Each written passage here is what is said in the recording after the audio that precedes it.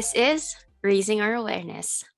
Welcome, everyone, to episode 0 of this podcast. And today we will just have a quick overview of what this podcast is about. Why is it called Raising Our Awareness? What value can you get from this? And who am I? Why am I doing this? Things like that. Basically, this is just an introduction to the podcast. Starting off with me, I am Mhey with an H, your host for Raising Our Awareness podcast. I am an advertising management graduate, a licensed financial planner, also in the life coaching industry. Since I love the creative world, I also do content on TikTok, medyo similar din to the type of content or topics that I will be putting out here. I have also done live streams, particularly Manifestation Mondays with Coach Yanni, your financial coach. I have also produced a podcast called Theoretically Speaking, hosted by Brent Javier and Victoria Herrera. Shout out.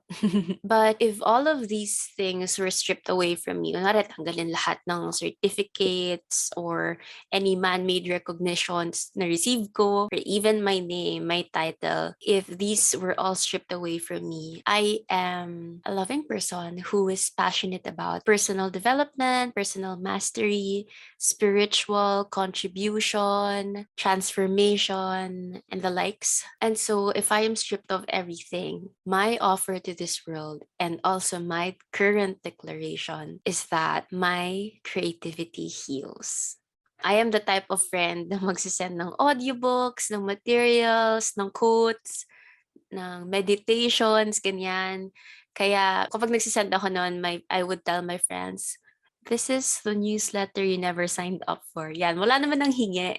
Pero I just like sending or sharing whatever it is that I have learned, especially those na talaga nakatulong sa akin. Kasi kung natulungan ako noon, maybe it can help other people as well. As simple as sending these things, that's already a form of my contribution to others. Yun, ako yung friend na ganon.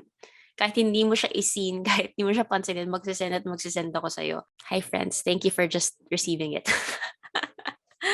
And yeah, that's who I am, Maven and H. Let's now go to the title. Why is it called Raising Our Awareness? So ever since I came into my organization that I am in at right now, isang statement yung pinaka tumatak sa akin na nakatulong para mas maging masaya ako sa buhay ko. In a way, mas maging maayos or better yet, peaceful. It's the statement, people respond based on the level of awareness they are at. Because of this, hindi ko na pinapersonal kung paano nag-reply sa akin, paano nag-react, paano ko kinausap nung isang tao, or anong nangyari dun sa isang sitwasyon na yon, especially when it's not in my control. We do things, we react to things, we respond to things in a certain way because at that time, that's the best way we knew how to do it. But of course, di naman pwedeng puro sorry na lang kasi I didn't know any better. It's important na once we've raised our awareness around something, we will take responsibility of it and do something to make the situation better, to learn from it and grow from it. Yan, because once you have a new awareness, a raised awareness, then we can do better. Because when we know more, we do better. Tsaka, when I was coming up with, di ba sa TikTok, mayroong mga content creators na meron silang certain line na kapag sinabi nila yun, siya to, maalala na, we recall, meron silang tagline or something like that. Same with brands. So parang ako, nung hindi ko alam kung anong, hindi ko alam kung ano yung gusto kong makilala ko sa unang-una. But then, sabi nung isa sa mga coaches ko, si Coach Rich San Pedro, that just continue doing whatever it is that you're doing. And then, along the way, magdi-discover kayo yung perfect line. Medyo, I loved, I grew fond of that line, raising our awareness on. And then I would say the topic. It's also something na hindi siya very limited kasi yun nga, iba-iba naman tayo ng alam at a particular time. I can continuously offer value to the world kasi iba't ibang topics yung pwede rin niyang i-cover. Yun, kaya raising our awareness. That's the title. Speaking of the title, papasok rin yung purpose ko dito na I've already mentioned. When you think of the title, it's pretty straightforward. So mahihit niya agad yung point ko or yung gusto kong iparating. This is a platform that is zeroing in raising our awareness in different areas of our lives that can support us to be better versions of ourselves. And I'm seeing this as a platform that can spark that introspection that we need in order for us to get to know more about ourselves. Yung tipong after one episode, sobrang magagalingin ka sa sarili mo or para kang nakipag-date sa sarili mo because you knew something about yourself. May karagdagan kang knowledge tungkol sa sarili mo. And imagine if that simple awareness, that little thing, madala mo siya sa buong buhay mo, 3 months, 6 months, even 12 months from now, your life changed because of that learning or awareness. Sobrang nag-improve yung buhay mo. That's the intention of this podcast. Like simple things. Doesn't have to be big things, grand things, even the mundane. I know that we can learn something from it. And apart from that, nowadays we have different types of investments, and of course, meron din tayong ini-invest sa sarili natin. It can be skincare, it can be a new property, a new space for your own peace of mind, a gadget that can improve your way of work. Yan. Ang dami nating ini-invest sa sarili natin. But sometimes, we lack this very important investment, which is time for ourselves. Really looking inwards. So this is a type of investment that your time learning about yourself or getting to know yourself better. Number one, it's free. Libre lang. Okay? Yung pangalawa, the growth is coming from within. It cannot be taken away from you. You've done the inner work, and that inner work can't be taken by other people or situations or whatsoever. In a way, it's actually you controlling your life.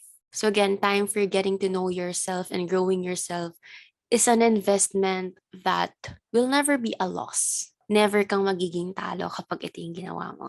Another one is I won't do this alone. From time to time, I will get guests kasi I want this to be a channel of inspiration. I want this to be a channel where you can hear inspiring stories. And for the guests who will be here with me, I want to create the safe space for them to be heard and seen. One of the reasons why I held back from shining my light and just sharing what it is that I know is simply because I felt unsafe with the things as simple as mag-share ako ng stories ko or makakuha ng attention like in a good way.